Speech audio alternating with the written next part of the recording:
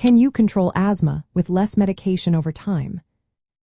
Imagine being able to breathe easier while taking fewer medicines. That's the goal for many people with asthma. But is it really possible to cut back on medication and still stay symptom-free? Let's explore how this works through a process called stepwise management. Asthma is a long-term condition that causes airway inflammation, making it hard to breathe sometimes. To prevent symptoms, doctors often prescribe inhaled corticosteroids and other controller medicines. When asthma is well controlled, that means no frequent symptoms or flare-ups. Doctors might think about reducing the medication dose gradually. This process is known as stepping down therapy. Before trying to lower medication, your asthma needs to be stable for at least 3 to 12 months.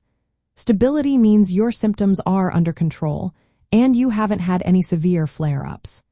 The longer this stability lasts, the safer it is to consider reducing medication.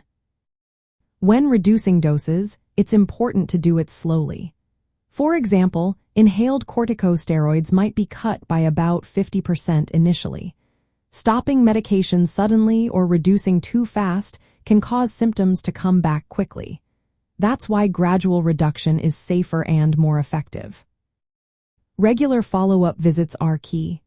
These checkups, every 1 to 6 months, help your doctor see how well your asthma is controlled. They might check your lung function and ask about your symptoms. Sometimes, they may look at biomarkers like exhaled nitric oxide, but these are not used routinely everywhere. Even with careful step-down, some people might experience flare-ups or exacerbations. Studies show that about 20 to 30% of patients may have flare-ups within 2 years after reducing medication. The risk is higher if asthma was not stable for a long time before starting to reduce. How well you can reduce medication depends on your individual situation. People with mild asthma and good control are more likely to succeed than those with moderate or severe asthma. Some new research looks at using biomarkers to guide when and how to step down, but these tools are not yet standard practice. Remember, asthma cannot be cured, so some medication might be needed long-term to keep symptoms at bay.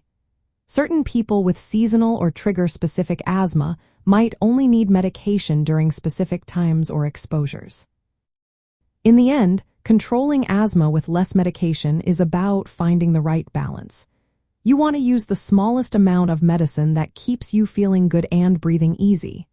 This stepwise approach, guided by your healthcare provider, helps you achieve that balance safely.